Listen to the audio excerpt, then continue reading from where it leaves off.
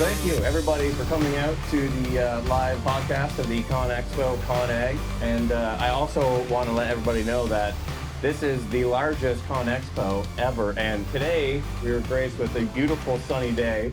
It knew that I was coming and doing a live podcast. So the weather shined on us today. And I want to thank our sponsor, Komatsu. Obviously, they have a beautiful booth display out here today, CONEXPO-CON. So thank you for that. But today with me, I have the Honorable Dana Wuesthoff, who is the show director for CONEXPO-CON, the show. And whenever I had the opportunity, they're like, hey, like, we want to do a live podcast. And I'm like, I want to talk to someone important. Everybody on the team at CONEXPO-CON is important. I think she would contest to that. But we have someone that has a lot of background knowledge about the show and has a big hand as far as what goes on here and the planning. So Dana, thank you for being here with us today. Thank you for having me. I appreciate it. To everyone in the audience, Dana could, introduce and what do you do? What's your role here at CONEXPO, and kind of give a little bit background on that. Dana Wuesthoff, I'm the show director for CONEXPO-CON. I work for the Association of Equipment Manufacturers, so we own and produce the show. I've been there for 17 years. I kind of grew up in our services, and I'm kind of like a giant project manager. There's a whole team of people, an army of people and service vendors that all work behind the scenes. We planned for 3 years to bring this event to life. Yeah, that actually was one of the things that I wanted to ask, because on the way here, so we took the shuttle from north to here, and which, by the way, is amazing. It's great. It works awesome. My estimator was like, hey, like, do you know how long that they planned this for? Is it like, so when this ends, is it boom, we're on to the next one, or are you already on to the next one now? I'm planning 2026 already. I have been for a while. I think some of my team probably hates me a little bit because I'm like, yeah, 23 and 26 at the same time. We certainly are planning in advance. You really don't stop with this event. It really does take 3 years and then some to plan for it. Yeah, I think that was one of the biggest things, and especially a lot of people on my crew, they're like, man, like this, the sheer size. I mean, everyone always tells you, obviously, going up to it, right? Like, this is a big show. It's North America's largest, construction and exposition. And to try to cover everything is pretty intense. But I think that's the true beauty of it. So I think that's why it takes so long, right, to plan a show like this. And to see everything in here, is there some kind of fun facts that you could tell people listening, whether this is after or live right now, as far as what goes on to put this in? Most of those core services, maybe with the exception of electrical, these are the people moving in, like the freight and having the labor. And so he gave me some fun facts. That one vendor, they have over 1,100 workers on our show. We had 40 million pounds of freight come in for our show, equipment and freight. That is the equivalent of lifting over 3,000 African bush elephants. That's what that translates to. We had 3,000 trucks come through, either marshalling yard or to the show, just a ton of logistics behind the scene. All these wonderful exhibits with, the dirt and the aggregates and everything up there, the equipment on there. That was 175 dump trucks coming in, just dropping that stuff in. So really an immense amount of logistics and coordination that go on behind the scenes. And of course, we couldn't do any of this if we didn't have that army of vendor service partners working with us. Yeah, I think that's one of the best things that you see around here is like, if there's a point where it's like, oh, I don't know where to go with this, there's always somebody around that you can ask. And yeah, you guys have a really solid team here. One thing that I wanted to know about, there's a lot of carpet. What happens to the carpet after we're done? This might be a stupid question, but does it get ripped up and thrown out? It really depends. There's some that might. There's some that can be reused. We also have a new program we're doing this year with a new vendor partner where we're doing an exhibitor donation program. So things that they aren't using, it could be carpet, it could be other things. Sometimes maybe someone has a TV monitor that they went out and bought for a booth display, but they don't really need it afterwards. So they can donate these things through this vendor, and then they partner up with local charities and organizations that can take those materials so they don't go to waste, and they go to organizations that need them. That's really cool. Yeah, when I was walking there, I saw the machines on the carpet and everything. I was wondering, like, what the heck do they do with this stuff? That's really neat. ConExpo, has it always been in Vegas? What's kind of the history behind ConExpo, like what we see here today? It is a much older show than people realize. It wasn't always in Las Vegas. In fact, the very first ConExpo that was held was in 1909 in Ohio.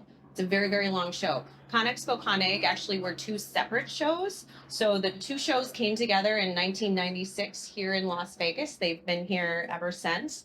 And of course, it continues to grow each time we hold it. Is there anything as in the future that you could kind of like let us in on now, like what's going on? Any big plans, or are we gonna have to wait and just see? You're going to have to wait and see. I feel like sometimes it's a surprise to even me and the team. I mean, look around Las Vegas, there's always so much development and excitement going on here. Like the Loop is new this year on the Las Vegas Convention Center campus. There's plans to extend that to different hotels up and down the strip and stuff. So, Vegas is probably going to look different in 3 years when we're back again. How does the loop system work? Like, how come people go and act like that's really neat? We actually were told like, hey, you could use this and that. Like, how does that system work? Because that's pretty neat. It is very neat. It's something new for us. They opened it, I think that was last year. So if you haven't gone and checked it out yet, I would recommend it. It's fun, even just to take a ride, and of course save yourself a little steps. But they are underground tunnel systems that there are electric vehicles down there. There's a driver, but it connects the back of South Hall at the Las Vegas Convention Center to the Central Hall and then over to the West Hall. That's the one on the Las Vegas Convention Center. That's free for you. You can just hop on and ride it.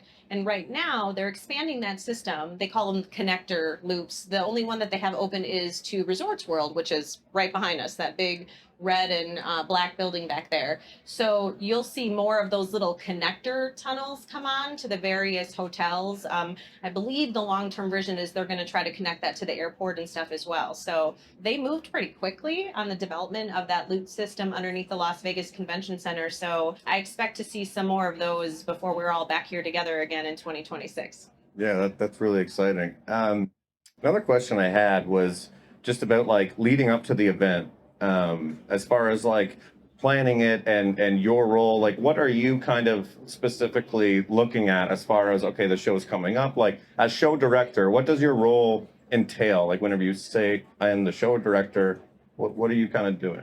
I think what I said before in terms of being kind of a project manager really sums it up. I mean, every single area and department internally with us, if it's our marketing team that's, marketing to the attendees to come, our digital team, of course, that works with you all on our social and just getting everyone excited and keeping our audience engaged in the 2 years basically that we're not holding the show, but we want to, keep the conversations going about the industry and what everyone's talking about. So I really kind of just liaison with each of them. I work with them on, where we're going, if we're on track to get there. My other half of my job is I oversee our event services areas, our logistical services like badging, registration, our operations that work on drawing our floor plans and stuff. Those are the groups that I oversee anyway, so we're working a lot with them. It's really interesting to see specifically our operations team and how they manage plotting out using our floor, basically where the booths are going to go, where the aisles are going to go. It's really kind of a chaotic science behind it to make it all work. Well, I mean, you wouldn't be able to tell that because it's like everything is flawless. So yeah, hats off to you and your team and everybody, obviously. Do you have a favorite part of the show that you enjoy? That might be a difficult thing because I know, every part of it is probably awesome. But is there one specific thing that you're like, I got to do this every time? My favorite part is literally just seeing the people all coming together and seeing connections, whether that's the exhibiting companies and their booths are packed and they're talking with people, or being in an area like this where it's just, attendees connecting with one another and talking about, challenges or successes and sharing ideas. I hear from folks so much where they'll be like, I was standing in line to get a beer and I started talking to this guy and then he told me about this thing and it blew my mind. And I'd never even know I needed to have it, but it solved this problem I had. I love stuff like that. It's just, I don't know how to say other than just the opportunity that this provides for people to make those connections that are just so valuable. Seeing people, talking to them and getting to like shake hands and visually like actually put like faces to people that you've been talking to for so long as well. That's pretty incredible. Are you super pumped about how the weather kind of panned out for everything for today? I am. This is beautiful. The other day I was out here and it was exactly like this. And I left, and then people told me it started raining. If anyone is local here in Las Vegas, please don't tell me it never rains here. You know that it never rains here. I'm like, no, it does. It's rained a few days now. I don't believe you anymore. I think you got to stop saying that. It rains here. When we were here earlier in the month, it takes about a month ahead of time to set up this show. In early February, we were here in this lot and we were, starting to bring in some of the cranes and stuff. So we've had a rotation of our staff just in and out of Las Vegas for the last month.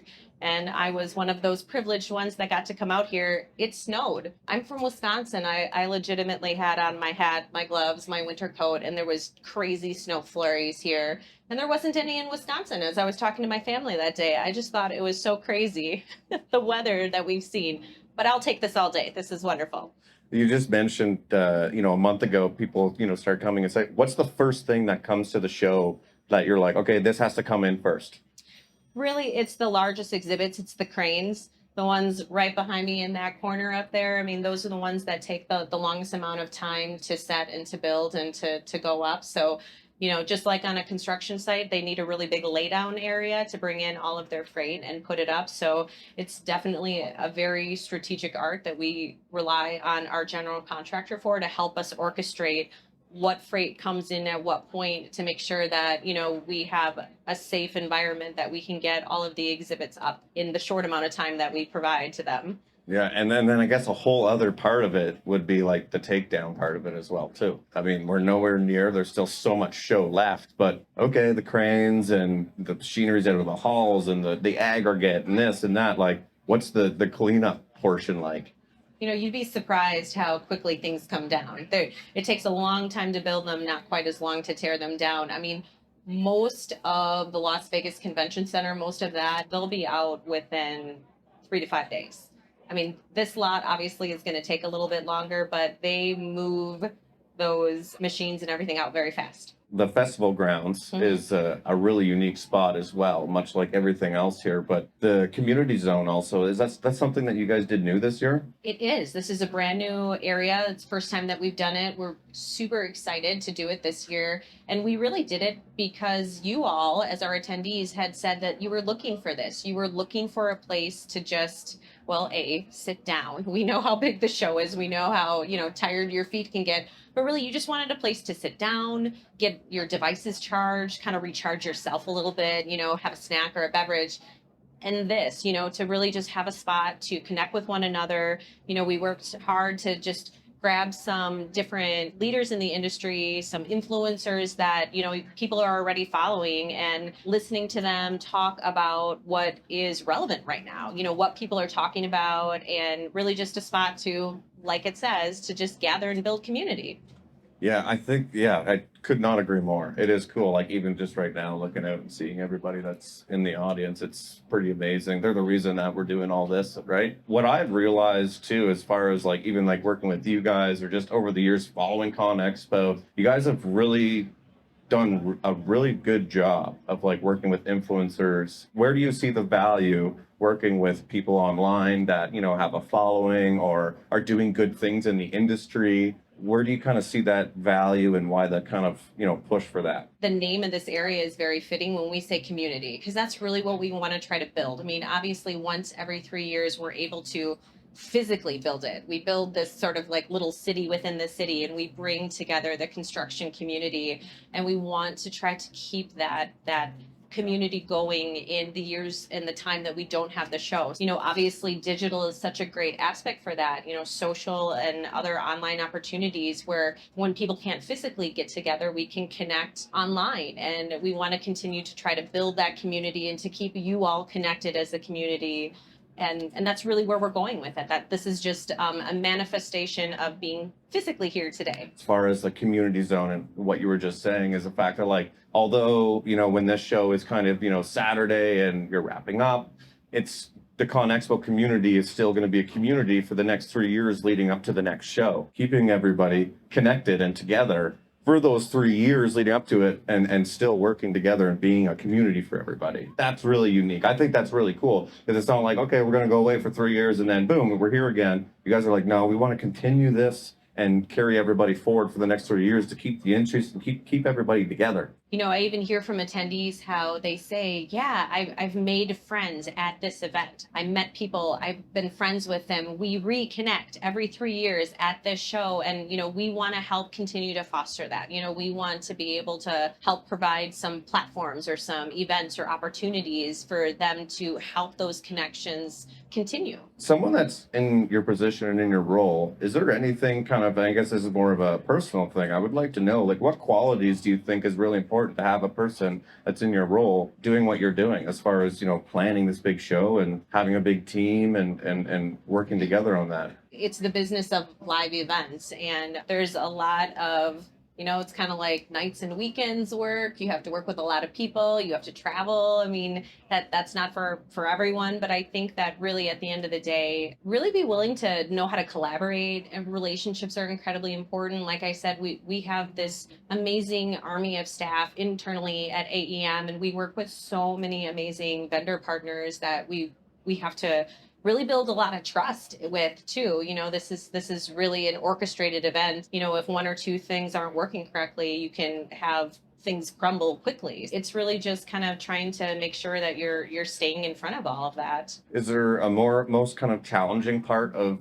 planning the show that is like, okay, this is one of the most tricky things to orchestrate about ConExpo? What would that be? I almost said it before. It's not the trickiest thing. It just triggers in my head because you mentioned the transportation before, and I was like, yes, a compliment on transportation. It's one of the toughest things. The city is tough. It's just busy, especially. There's a lot of things going on in the city. There's a lot of people. Obviously, we're bringing a lot of people here to the city for the show, and just moving from point A to point B. Anytime you're getting in vehicles and moving people around, the logistics of that can be very challenging between it. It's kind of funny that you said that. I was like, yes, transportation is always a tough one for this show to try to make it right. Yeah, well, I mean, you guys nailed it. What is the square footage? Because, like, again, I'm just thinking of the transportation and like how we got over here. We took a golf cart, then we got on a bus. Boom, you're here. Like, this is exactly where we wanted to go. We walked in and we saw the statues, and I'm like, okay, great. This is where I need to go. What's the square footage of the show?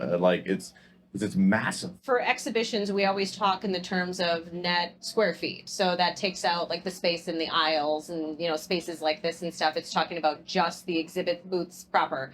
And we are over 2.8 million net square feet just for CONEXPO-CON. Our sister event, the IFP show that's over in the South Hall, is an additional about 165,000. So we're pushing 3 million net square feet. And of course, then you have to sort of put it in gross square feet if you're talking about the actual distance that you're traveling. So that's about 6 million gross. Put it in a different perspective, it's like 65 acres that we span from that end to that end. That's wild. Where does the ConExpo and then ConAg come from? There are multiple associations behind it. I kind of mentioned before, I work for the Association of Equipment Manufacturers, and that's sort of the ConExpo side of it, more the equipment side of it, and the OEM manufacturers. And there's two other owner associations that come along with the ConAg side, which represents more of the, the aggregate side of it. Those are the National Stone, Sand, and Gravel Association and the National Ready Mixed Concrete Association. So these three industry associations are really the ones behind the ConExpo-CON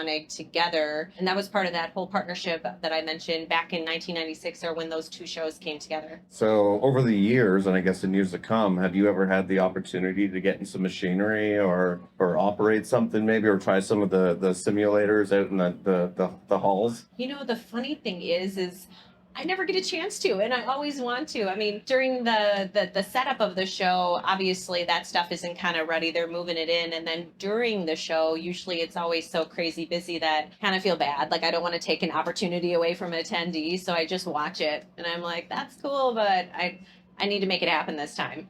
Yeah.